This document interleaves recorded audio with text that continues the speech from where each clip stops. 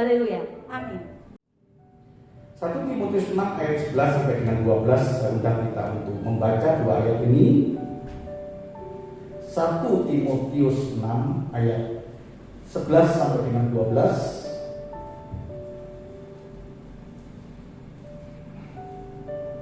Mari sama-sama dengan saya membacakan dua ayat ini. Tidak usah berdiri Bapak Ibu ya. Kita baca bersama-sama. 1, 2, 3. Tetapi engkau, hai manusia Allah, jauhilah semuanya itu, kejarlah keadilan, ibadah, kesetiaan, kasih, kesabaran, dan kelembutan. Bertandinglah dalam pertandingan iman yang benar, dan rebutlah hidup yang kekal. Untuk itulah engkau telah dipanggil dan telah engkau ikrarkan ikrar yang benar di hadapan banyak saksi. Amin. Bapak Ibu dan Saudara yang kasih Tuhan,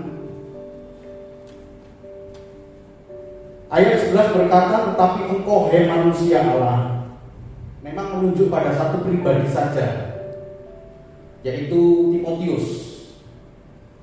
Tetapi bukan berarti bahwa perkataan dari Rasul Paulus ini hanya berlaku bagi Timotius. Tentu tidak, Bapak Ibu. Berlaku bagi kita atau setiap orang yang membaca firman Tuhan kebenaran ini.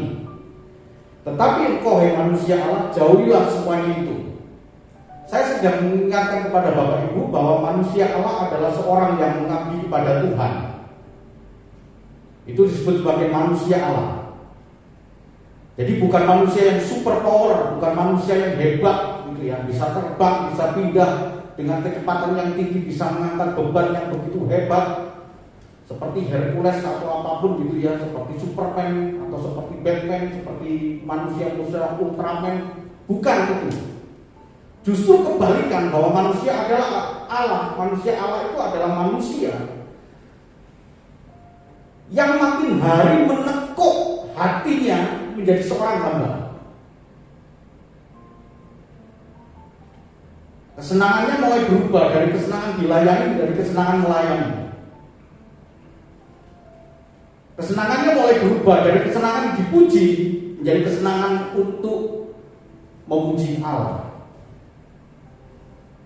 Kesenangannya mulai berubah dari kesenangan semakin dirinya menjadi besar menjadi satu dirinya makin kecil, bahkan kalau bisa habis.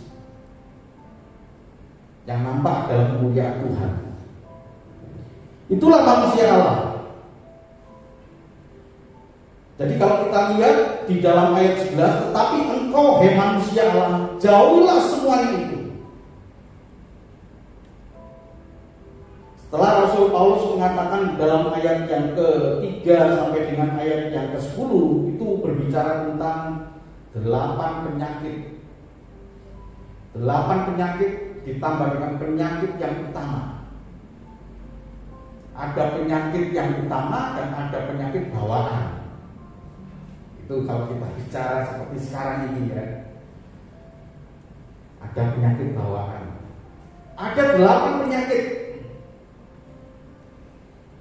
Kalau kita lihat di dalam ayat 3, ya saya tidak mengulas di dalam ayat ini Bapak Ibu ya. Jadi ayat 2 sampai dengan ayat yang ke-10 itu berbicara tentang penyakit-penyakit ini. Yang pertama Bapak Ibu, ia adalah seorang yang berlagak tahu padahal nggak tahu apa-apa. Sok tahu, sok pinter, menggurui akhirnya. Tidak punya landasan apa-apa tapi sudah bisa menggurui. Akhirnya apa?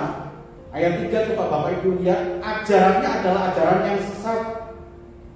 Ajarannya adalah ajaran yang tidak sehat. Penyakitnya ialah mencari-cari soal dan bersilat kata yang menyebabkan dengki. Dengki, 1, cedera, fitnah, curiga. Dimulai dari mana? Berlagak tahu, sok tahu, sok pinter, sok bener. Saya sudah bahas beberapa waktu yang lalu ya. Gak masuk sok ganteng ya, bukan. Sok pinter, ya, karena relatif itu. Sok pinter, sok tahu, nggak tahu apa-apa. Yang akhirnya apa? Menyebabkan apa? Dengki, cedera, fitnah. Cedera ini akibat dari adu domba, dan akhirnya ada orang yang tersakiti. Fitnah, curiga, percecokan antara orang yang tidak lagi berpikir sehat dan yang kehidupan dan kehilangan kebenaran, yang mengira ibadah itu adalah suatu sumber keuntungan. Ini penyakit-penyakitnya Bapak Ibu. Jauhlah semuanya itu. Jadi manusia Allah adalah satu jalan untuk menuju pada kesempurnaan yang seperti Tuhan Yesus katakan di dalam Matius 5 ayat 48. Hendaklah kamu sempurna, sama seperti Bapakmu di surga sempurna. Minggu yang lalu saya sudah membahas apakah kesempurnaan itu bisa kita kejar? Sangat bisa. Hari ini saya ingin meneruskan berita tentang hal itu Bapak Ibu, bahwa kita bisa hidup sempurna. Jauhilah semuanya itu.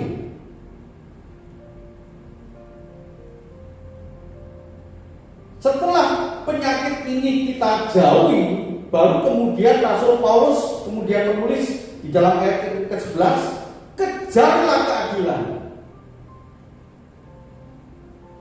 Jadi kalau kita mengejar keadilan, itu kalimat I, kejaran kalimat I, keadilan, kesetiaan, kasih, kesabaran, kelembutan, dan ibadah. Nah, Bapak Ibu saudaraku yang dikasihi Tuhan, keadilan berbicara tentang seperti hukum ya, hukum yang adil. Saya pun juga harus punya Bapak Ibu. Kalau seorang hamba Tuhan yang tidak adil, itu hamba Tuhan yang memperhatikan mereka yang memberikan keuntungan saja. Saya memberikan kepada seluruh pewarta firman yang termasuk Mas Dion untuk bisa menjadi pelayan Tuhan yang serius. Keadilan. Jangan tajam ke bawah, tapi tumpul ke atas. Kalau orang bawa salah, waduh ditegurnya luar biasa, sementara yang atas dibiarkan karena memberikan keuntungan, takut kehilangan. Saya sudah terbiasa Bapak Ibu kehilangan semacam itu. Asal saya berpegang teguh kepada keadilan.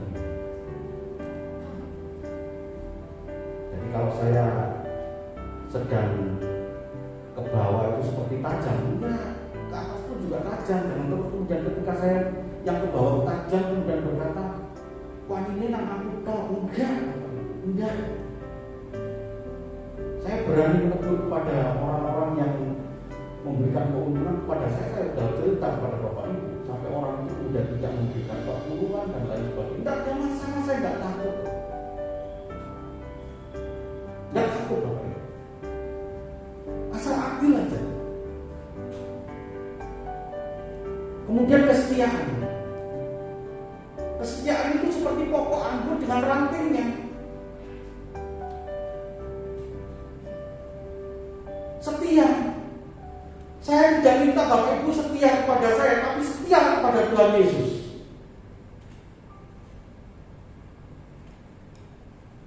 Seperti kita semua Bapak Ibu ya.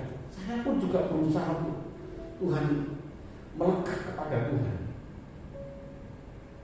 Sekalipun tidak nampak di hadapan Bapak Ibu, sekalipun tidak terlihat, saya harus nempel. Itu arti kesetiaan. Jadi kesetiaan itu bukan orang yang terlihat nempel, tapi hanya di depan. Begitu di belakang dia sudah lepas. Sebelum saya berangkat, saya menyaksikan satu video kesaksian dari Kick Andy ya. Jadi Kick Andy itu pernah mengalami, Bapak Ibu tahu ya, Kick Andy itu ya, yang di Metro itu. Dia pernah mengalami kekecewaan dan nyaris keluar dari kekristenan. Kenapa? Karena dia melihat betapa orang Kristen itu penuh dengan kasih, tapi di dalam gereja, begitu di luar, dia jumpai orang yang menunjukkan kasih yang begitu hebat gitu ya, di dalam gereja. Wah, ini orang lemah lembut. Tapi Tuhan izinkan dia berjumpa dengan orang itu di luar, dan orang itu memperlakukan istrinya, dia memberikan kesaksian, dia pukul istrinya itu. Dari saat itulah kemudian dia merasa kecewa kepada gereja. Semestinya nggak begitu sih ya. Kalau kita mencari-cari 1, 2, 3 orang di gereja yang model itu pasti ada, tapi ya nggak usah. Tidak perlu sampai Bapak Ibu pindah ke gereja manapun pasti ada penyakit semacam itu. Setialah kepada Tuhan Yesus. Amin Bapak Ibu. Ini yang dikejar. Kemudian kasih itu tidak menuntut. Kalau kita berbuat sesuatu hal yang baik, berusaha untuk lupa hal itu. Berusaha untuk lupa akan apa yang kita kerjakan. Tetapi ingatlah selalu kebaikan orang lain. Dari situ kita bisa belajar Bapak Ibu. Ya, supaya kita tidak mengungkit-ungkit kebaikan kita. Terlalu sering saya menjumpai orang itu berkata, kamu nggak ingat? Dulu tak tolong loh kamu. Nggak ingat kamu. Nggak ada ya. Itu kasih yang tidak tulus.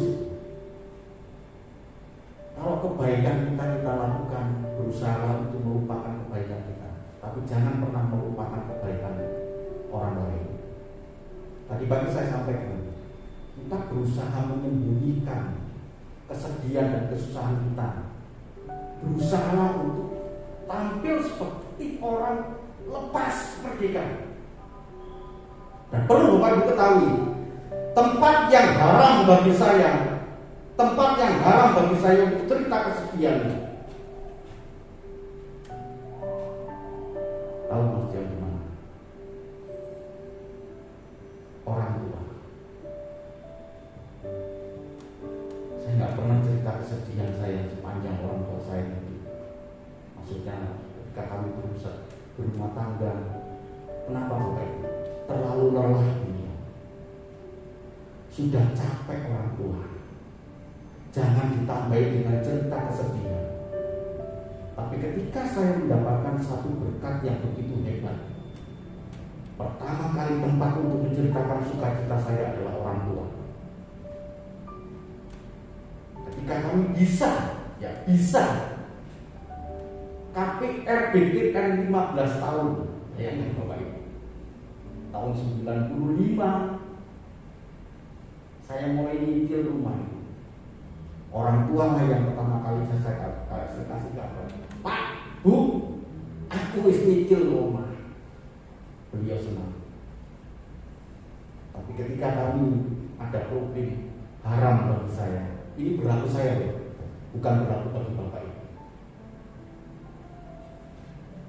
Tapi kesedihan saya buka selebar-lebarnya kepada Tuhan. Kembali kepada kasih Bapak Ibu. Jadi ketika kita berbuat kasih kepada Tuhan, kepada manusia,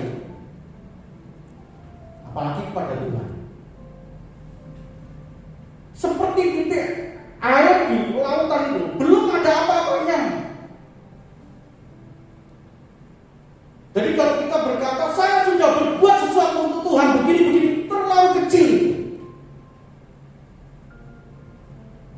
Menjadi manusia Allah betul-betul harus hatinya itu betul-betul ditekuk gitu. Untuk apa Bapak Ibu? Orang yang mengabdi kepada Tuhan, kepada Allah, itu manusia Allah. Setelah kita menjauhkan semuanya itu, apalagi pada bagian terakhir Bapak Ibu ya. Jadi menarik sekali kalau Rasul Paulus itu kemudian menulis ayat 8 berkata, asal ada makanan dan pakaian cukuplah. Ayat ini untuk menegaskan bagaimana dia sebagai seorang hamba Tuhan, sebagai seorang anak Tuhan, untuk tidak cinta uang. Tetapi mereka yang ingin kaya terjatuh ke dalam pencobaan, ke dalam jerat, dan ke dalam berbagai-bagai nafsu yang hampa dan yang mencelakakan, yang menenggelamkan manusia ke dalam keruntuhan dan kebinasaan. Ayat 10 kita perhatikan. Karena akar segala kejahatan ialah cinta uang, sebab oleh memburu uanglah beberapa orang telah menyimpang dari iman dan menyiksa dirinya dengan berbagai duka. Ada 8 penyakit, ditambah dengan penyakit utama adalah cinta uang. Jadi kita jauhi semuanya itu, tetapi ada bagian yang kita kejar, yaitu keadilan, kesetiaan, kasih, dan ya bagian keempat ini Bapak Ibu, kesabaran. Ya, saya tidak bertanya seperti kebanyakan siapa yang di sini sabar gitu ya. Nggak ada yang namanya sabar. Teman saya ya, sabar saya Pak, sabar. Kelembutan dan ibadah. Ibadah itu berbagai macam Bapak Ibu ya, ada online, tetapi ada satu ibadah yang harus Bapak Ibu perhatikan, ibadah pribadi kita kepada Tuhan. Masuklah ke dalam pintu, disitulah kita bertemu dengan Tuhan. Tuhan Yesus mengajarkan kepada kita untuk punya hubungan intim dengan Tuhan. Jadi maksud dari ibadah bukanlah sekedar kita bertemu seperti sekarang ini Bapak Ibu, tetapi itu hubungan intim kita dengan Tuhan. Seperti seorang pengantin punya hubungan intim dengan Tuhan, punya rasa cinta, punya rasa kehausan, punya rasa kerinduan. Bagaimana dengan kita? Bagaimana cinta ibu, bapak ibu dan saudaraku pada Tuhan? Hubungan intim dengan Tuhan. Ada doa akhir pekan, ada doa apa lagi di sini?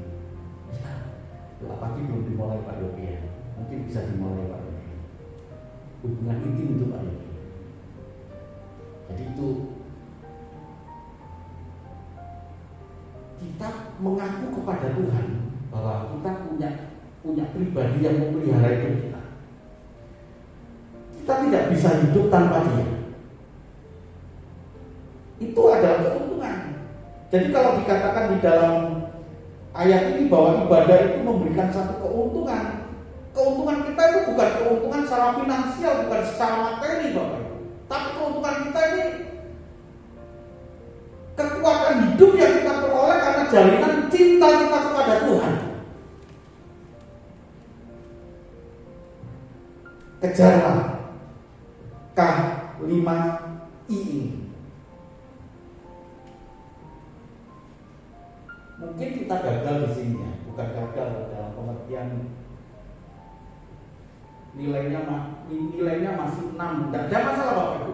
Tapi kita mau beranjak pada 7, 8. Kelembutan di sini tidak menunjukkan orang lembut itu tidak menunjukkan bahwa hanya sekedar gaya logat gitu ya, bukan ya. Kalau kelembutan ini hanya sekedar logat, wah ini orang Batak bisa gagal terus di sini ya, karena keras sekali gitu.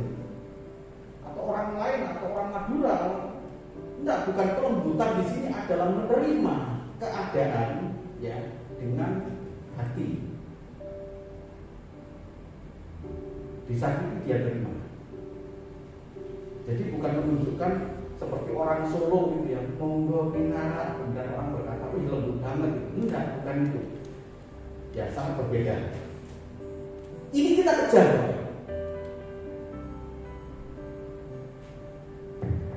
Mungkin nilai kita adalah nilai yang berbeda-beda. Ada orang gagal di dalam keadilan karena tadi saya katakan, dalam keluarga pun juga begitu. Pilih kasih kan pada anak yang begini, wah ya memberikan perhatian, kemudian anak yang satunya seperti disingkirkan karena gagal, anak ini keadilan. Lalu mengapa harus ada pertandingan iman? Jadi kalau kita kembali di dalam ayat 12, bertandinglah dalam pertandingan iman yang benar, rebutlah hidup yang kekal. Jadi yang dimaksud dengan pertandingan iman bukanlah pertandingan jasmani, bukanlah pertandingan materi, bukanlah pertandingan status, bukanlah pertandingan jabatan, bukanlah pertandingan kuasa, bukanlah pertandingan kekayaan, bukanlah pertandingan gengsi, pertandingan iman. Rasul Paulus menegur memberikan nasihat kepada Timotius yang masih muda, Bapak Ibu.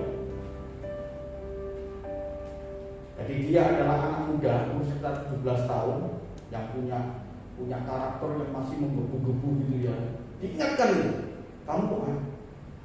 Karena dia adalah asistennya Rasul Paulus, bertandinglah iman dengan benar. Jangan kejar hanya jasmani, jangan kejar hanya materi. Kemudian apa?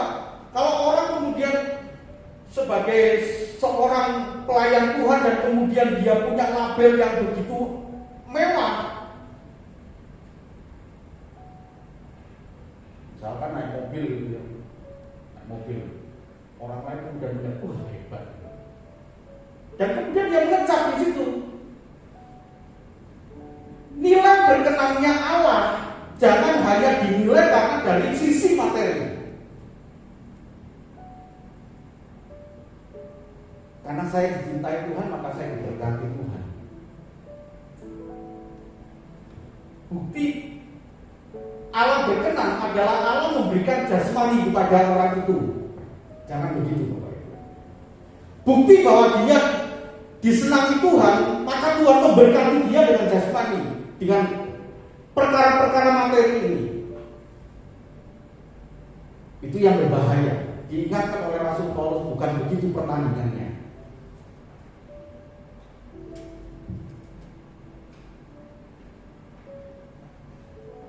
Kan itu menjadi pikiran tradisional kan Bapak Ibu ya. Pikiran konvensional pada waktu zamannya siapa itu? Ayub mengalami keadaan sakit itu, kemudian dicap oleh teman-temannya, yo kamu berdosa. Ayub tetap berkuku, enggak bersalah. Bahkan Allah sendiri memberikan label kepada Ayub, dia adalah orang yang jujur, orang yang saleh, orang yang takut akan Tuhan. Keadaan konvensional itu bisa berlaku juga bagi orang yang kemudian berkata begini, Bapak Ibu, engkau susah, Pastor. Kenapa? Karena engkau tidak berkenan di hadapan Tuhan. Untuk membuktikan bahwa Pastor ini adalah orang yang berkenan kepada Tuhan, maka dia kejar ini loh. Dia kejar jabatan, dia kejar materi supaya apa? Terlepas dari sebutan bahwa dia tidak berkenan di hadapan Tuhan. Sama seperti kita kan. Jadi saya memposisikan diri sebagai seorang Timotius Bapak Ibu, supaya saya di hadapan orang lain bahwa Allah berkenan kepada saya, maka saya kejar bukan pertandingan iman tapi pertandingan jasmani. Wah, hebat Pak Rudi. Kalau ketemu dengan pendeta, hebat Pak Rudi. Diberkati Tuhan. Saya diberkati Tuhan, tapi belum tentu Tuhan itu berkenan.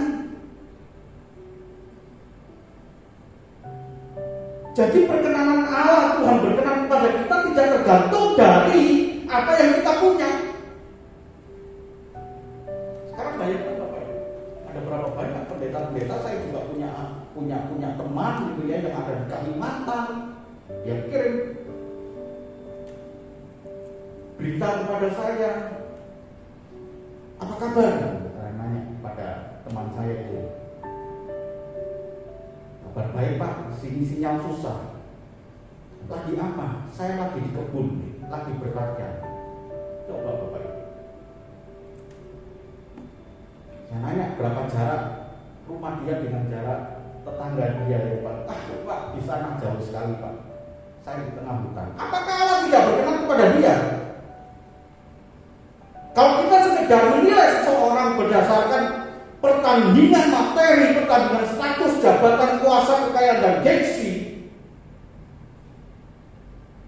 ada begitu banyak orang-orang yang setia melayani Tuhan yang tidak punya semuanya ini.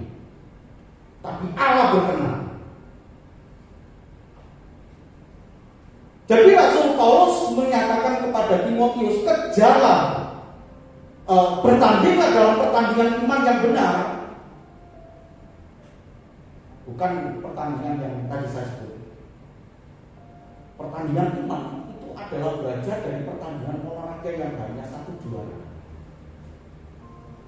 Jadi yang dimaksud dengan pertandingan iman, belajarlah dari pertandingan olahraga yang kan nggak mungkin ada juara kecuali draw ya. Kalau draw itu kan, kalau draw tetap juaranya satu. Tinju pun juga dinyatakan draw. Apakah juaranya dua? Enggak. Juaranya tetap juara yang pertama, juara yang sebelumnya.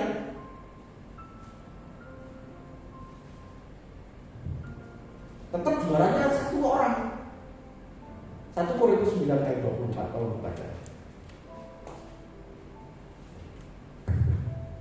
1 Korintus 9 ayat yang ke-24. Tidak tahukah kamu bahwa dalam gelanggang pertandingan semua peserta turut berlalu, tetapi bahwa hanya satu orang saja yang mendapat hadiah? Karena itu, larilah begitu rupa sehingga kamu memperolehnya. Ya, tapi kalau pertandingan iman itu kan enggak satu orang juaranya gitu. Hanya saja Rasul Paulus di dalam 1 Korintus 9 ayat 24 ini supaya kita belajar dari orang yang juara itu loh. Bahwa orang yang juara di dalam pertandingan gelanggang itu bukan instan gitu. Mereka meraih juara karena ini Bapak Ibu, tidak ada seorang juara pertandingan yang tanpa kerja keras dan tanpa pengorbanan.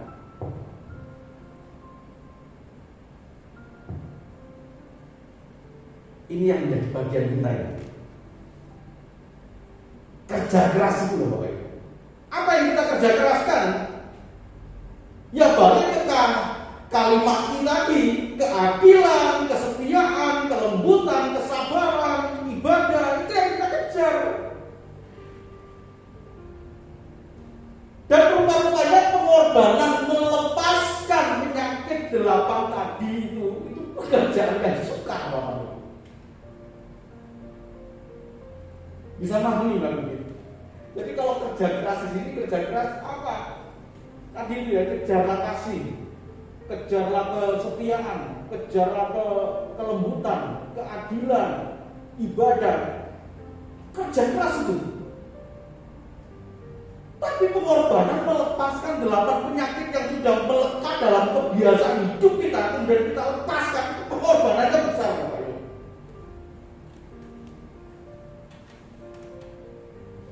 Coba, kita sudah terbiasa dengan cinta uang misalnya. Tiba-tiba harus ditegur oleh firman Tuhan sore hari ini, kemudian kita berusaha untuk tidak cinta uang. Cinta uang itu memperhambakan diri kepada uang, bukan sebaliknya ya. Kalau orang itu sebaliknya itu begini Bapak Ibu, uang yang menghambakan diri kepada kita, kita tergantung kita lah yang mempergunakan. Tapi orang yang cinta uang adalah orang yang dengan sengaja, dengan sadar memperhambakan diri di bawah uang. Itu cinta uang. Jadi bukan berarti Bapak Ibu nggak boleh kaya, tapi bagaimana posisi hidup kita itu? Apakah kita memperhambakan pada uang atau uang itu menjadi hamba kita?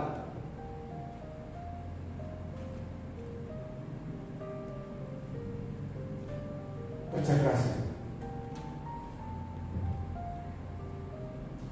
Jadi bertanding iman itu belajar dari pertandingan olahraga yang hanya satu orang juara. Dan ternyata orang yang juara itu bukan orang yang sekalipun olahraganya sederhana Bapak Ibu ya. Olahraga apa yang tidak membutuhkan energi yang besar.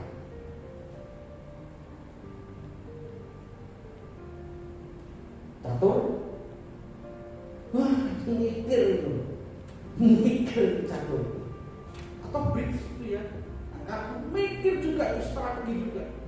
Nggak ada yang sederhana, nggak ada yang tanpa kerja keras Bapak. Dalam pertandingan olahraga ada satu juara, dan itulah kita harus belajar di situ. Bahwa tidak ada seorang juara yang tanpa kerja keras, semuanya kerja keras. Begitu pula dengan pertandingan iman. Tidak ada pertandingan iman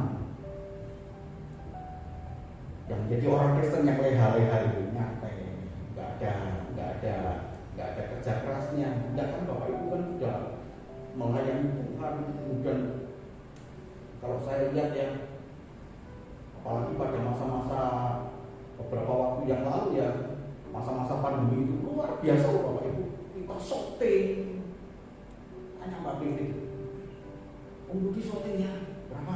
2 video. Satu video aja kemudian saya khotbah gagal, pulang lagi.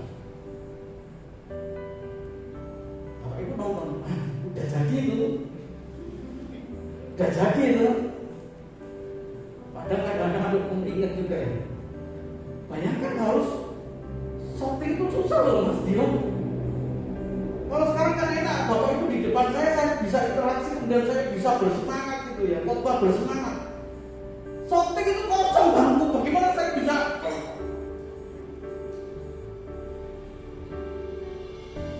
Kerja keras itu pertandingan iman. Apalagi dalam hal-hal Bapak Ibu tersakiti, kerja keras itu meredam hati. Bagaimana Bapak Ibu melepaskan pengampunan, pengorbanan yang besar. Itulah pertandingan iman. Jadi betapa hebatnya Rasul Paulus mendidik Timotius ini menjadi seorang manusia Allah. Manusia yang punya hati hamba, betul-betul hati hamba, karena begitu banyak hamba Tuhan yang tidak punya hati hamba. Ada hamba Tuhan yang tidak punya hati hamba, tapi seorang yang berhati hamba, dia pasti hamba Tuhan. Poin utamanya adalah terletak pada tujuan. Pertandingan iman, poin utamanya adalah tujuan. Kalau pertandingan di dalam 1 Korintus 9 ayat 26, ayat 24 tadi dia punya tujuan juara. Coba kita lihat ayat 26. Tolong baca. 1 Korintus 9 ayat 26. 1 Korintus 9 ayat yang ke-26. Sebab itu aku tidak berlari tanpa tujuan, dan aku bukan petinju yang sembarangan saja memukul. Kemarin saya nonton pertandingan lari tunanetra, Bapak Ibu, tingkat dunia ya. Jadi ternyata pertandingan lari tunanetra, ya nggak tahu ya manusia kok tiba-tiba berpikir, ayo ya pertandingan lari tunanetra gitu ya. Sama lintasannya itu sama dengan orang normal. Yang membedakan apa? Data. Kok bisa dia sampai pada tujuan dan tidak belok ke kanan, belok ke kiri, tapi tetap ada lintasan. Ada gate. Tangan dia itu diikat dengan tali dan diikat dengan gate-nya itu. Kemudian dia berlari. Mau tidak mau, ini juga harus kuat. Jangan sampai yang ini yang tunanetra itu ternyata punya lari yang lebih cepat, kemudian gate-nya ternyata enggak. Sudah terpilih semua. Lari di lintasan itu. Saya kagum itu. Begitu dia juara, walaupun dia tidak melihat penonton yang bersorak-sorak, dia tahu bahwa dia juara. Dia berlari ada tujuannya. Dan firman Tuhan tadi berkata, aku bukanlah petinju yang sembarangan memukul. Pada hakikatnya yang ingin ditunjukkan adalah pertandingan iman itu punya tujuan. Lalu bagaimana pertandingan iman itu punya tujuan ya? Coba kembali kepada 1 Timotius 6 tadi, ayat yang ke-12, tolong dibaca.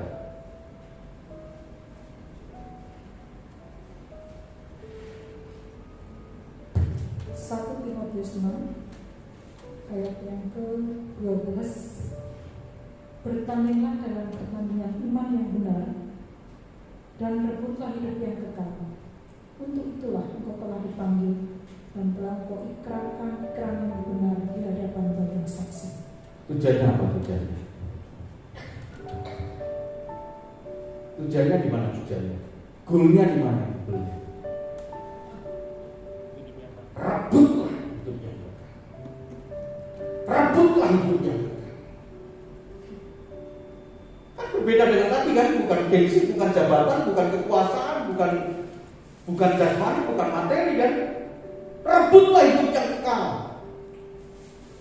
Ini pertandingan imannya. Jadi pertandingan iman yang benar itu melawan dengan ajaran yang sehat, yang sesat ini. 1 Timotius 6 ayat yang ke-3 itu banyak Bapak Ibu. Saya rindu Bapak Ibu punya iman yang betul kuat sehingga ketika melawan ajaran yang sesat.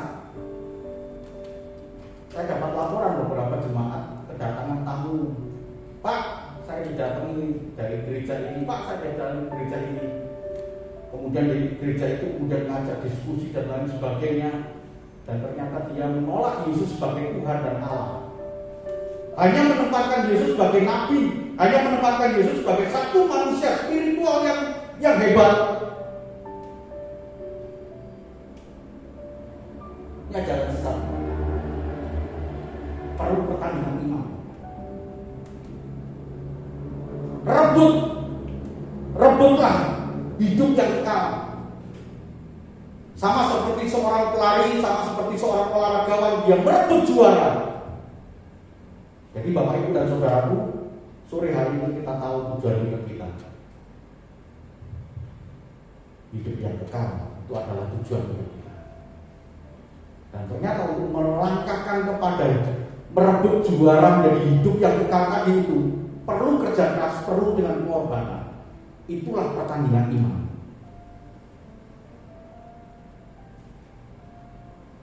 Penafsir, jadi rebut ini penafsir ya. Utley ini adalah orang Inggris kemudian dia mengatakan bahwa rebut ini sebagai kebutuhan dasar umat manusia. Bisa memahami ya, seperti makan itu. Bapak Ibu kan senang kan makan gitu ya. Jadi kebutuhan kita sehari-hari makan, kecuali kalau puasa. Jadi kalau kita makan, seperti itulah. Merebut hidup yang kekal itu seperti kebutuhan dasar manusia. Itu manusia Allah. pertandingan manusia Allah di situ Bapak Ibu. Rebut hidup yang kekal. Jangan mau menjual hidup yang kekal yang kita peroleh dengan cuma-cuma. Cuma-cuma bukan berarti tidak ada artinya karena cuma-cuma. Cuma-cuma itu karena diberikan oleh Tuhan Yesus karena kita tidak bisa melakukan. Tapi nilainya adalah pengorbanan Kristus di kayu salib. Diberikan. Jangan sampai kita menjual hidup yang kekal yang diberikan oleh Tuhan Yesus itu dengan percuma. Kemarin WA kepada seorang anak Tuhan. Kamu sudah keluar ya Om. Ya udah, itu pilihan kamu. Goodbye.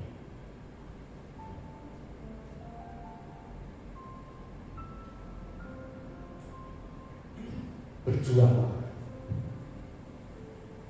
Kalau di dalam Injil Lukas 13 ayat 24 Tuhan Yesus memakai kata berjuanglah, rebut hidup yang kekal. Ada jalan sempit dan jalan yang sesat. Berjuanglah untuk masuk ke dalam jalan yang sempit itu. Ini sama artinya dengan rebut. Epilambanau mai, menyerbu, seperti menyerang. Rebut ini. Kemudian berjuang itu dipakai kata agonisomai, bertanding, melawan. Kenapa jalan sempit? Karena kita tidak bebas lagi. Dan itu pengorbanan dan itu adalah kerja keras. Tapi begitu kita sudah masuk ke dalamnya, di dalam sana ada sukacita besar yang tidak tertandingi oleh apapun. Bahkan penderitaan yang kita alami, kata Rasul Paulus, gak sebanding dengan kemuliaan yang Tuhan berikan. Tapi sebelum mencapai kemuliaan yang hebat, yang besar itu, memang harus bertanding di situ. Itulah kerja keras supaya kita menjadi seorang juara. Amin Bapak Ibu. Kita renungkan kebenaran firman Tuhan sore hari ini. Kita menjadi manusia Allah, siap bertanding dan siap merebut hidup yang kekal sebagai seorang juara di dalam Tuhan. Itulah pertandingan iman dari manusia Allah. Tuhan Yesus memberkati. Amin.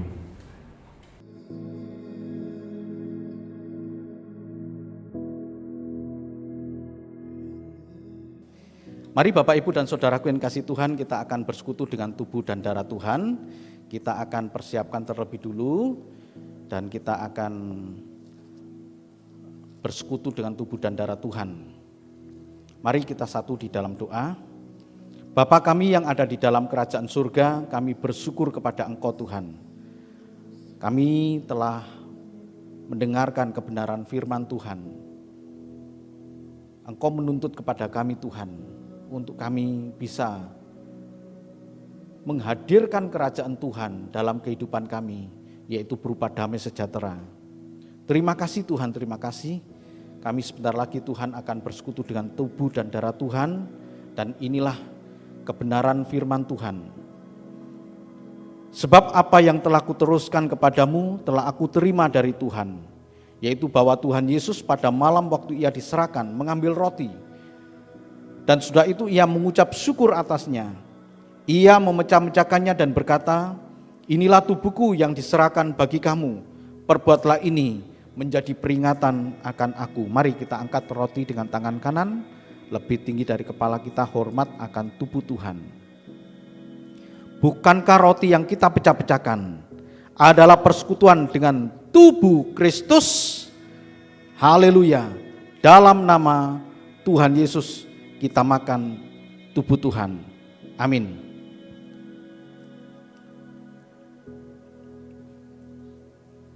Sekarang kita ambil gelas kecil ini yang berisi anggur sebagai lambang darah Tuhan. Kita pegang dengan tangan kanan kita dan kita taruh di dada kita. Kita merasakan kasih Tuhan. Kita merasakan kebaikan Tuhan. Dia Allah yang memberikan kepada kita damai sejahtera. Dan Tuhan memberikan perintah kepada kita untuk kita menciptakan damai sejahtera dalam kehidupan kita. Terima kasih Tuhan, terima kasih. Demikian juga ia mengambil cawan sesudah makan lalu berkata, cawan ini adalah perjanjian baru yang dimeteraikan oleh darahku. Perbuatlah ini setiap kali kamu meminumnya menjadi peringatan akan aku. Mari kita angkat gelas kecil ini lebih tinggi dari kepala kita, hormat akan darah Kristus. Bukankah cawan pengucapan syukur yang atasnya kita ucapkan syukur adalah persekutuan dengan darah Kristus? Haleluya. Dalam nama Tuhan Yesus kita minum darah Tuhan.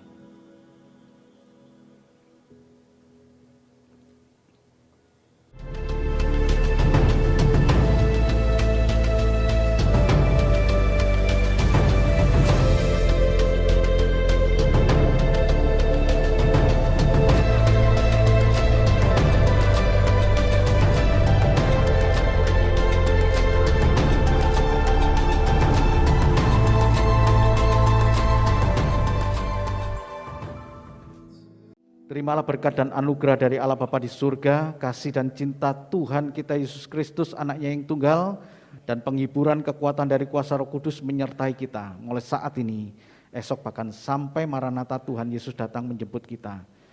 Terima kasih ya Bapa, Engkau Allah yang hidup, Engkau Allah yang maha kuasa, Engkau Allah yang memberkati kami, Engkau Allah yang melindungi kami, Engkau juga Allah yang menyinari kami dengan wajah-Mu Tuhan dan memberikan kepada kami kasih karunia. Engkau Allah yang menghadapkan wajah-Mu kepada kami Tuhan dan memberikan damai sejahtera. Terima kasih ya Bapa, terima kasih. Segala puji syukur, hormat, kemuliaan bagi-Mu.